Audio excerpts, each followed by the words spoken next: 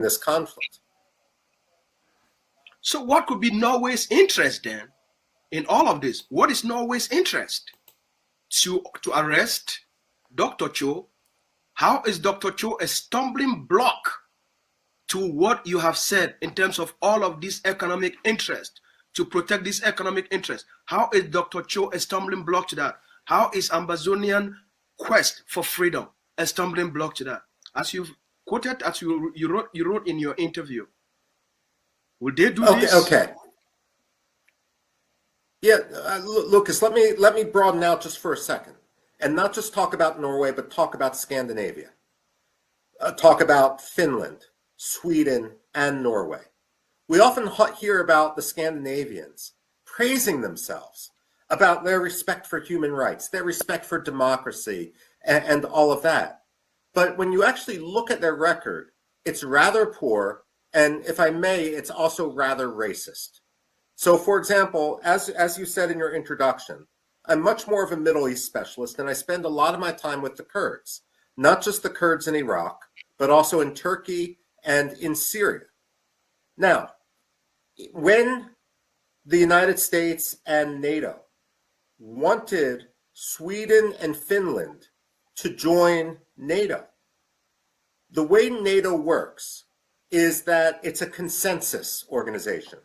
When you take a new member, everyone has to agree. You can't just have a vote. And so Turkey was able to blackmail the military alliance by saying, we're going to veto Sweden joining unless Sweden betrays the Kurdish dissidents who lived in Sweden.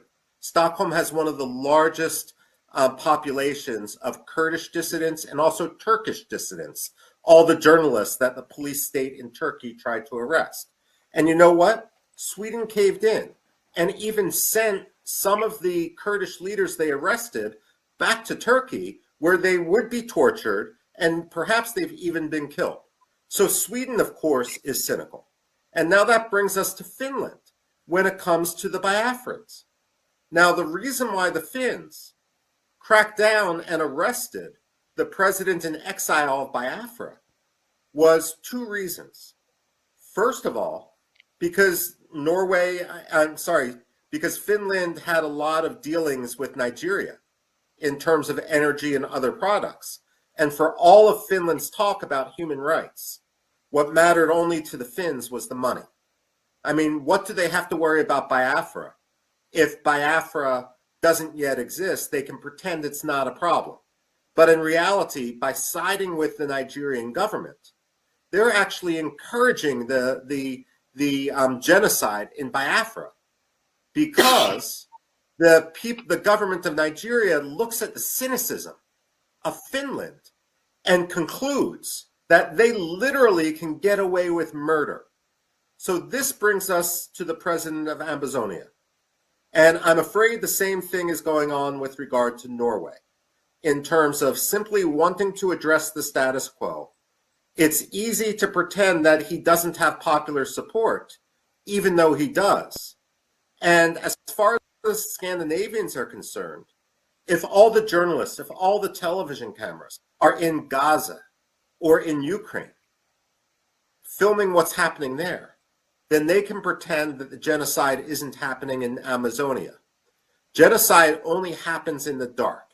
It only happens when the television cameras aren't there, which, by the way, is one reason why I was so happy to do this interview today with you, Lucas, because the more we can shed light on this issue, and the safer Ambazonia will be, and the more likely it will be that Norway will be forced to release the democratic dissidents that it has arrested for cynical, money, and racist reasons.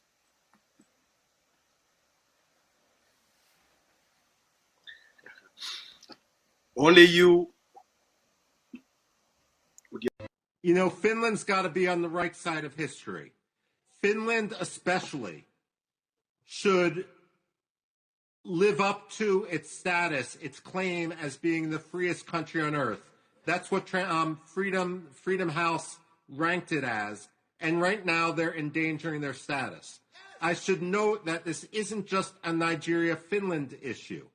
when there was an argument, when there was an effort for Finland and Sweden to join NATO, Turkey tried to blackmail both, but mostly Sweden, in order to betray Kurds, and Kurdish dissidents and Kurdish free speech in Sweden, in order to get Recep Tayyip Erdogan to drop his objection to Sweden's accession to NATO.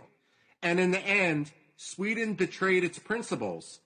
And Recep Tayyip Erdogan, while he allowed Sweden in NATO, gratuitously humiliated Sweden.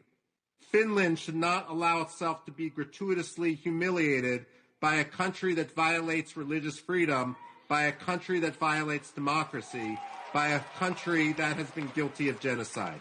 Finland must be better, and they must recognize that they should not be an arm of transnational repression.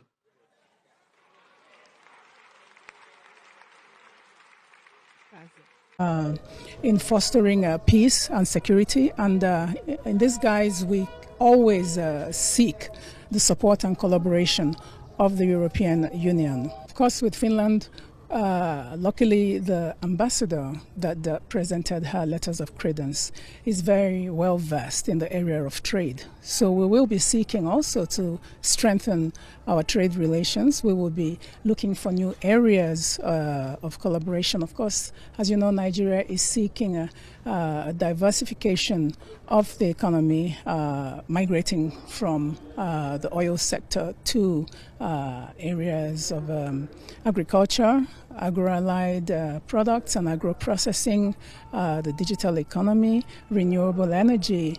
These are areas that we can benefit substantially from the experience of Finland.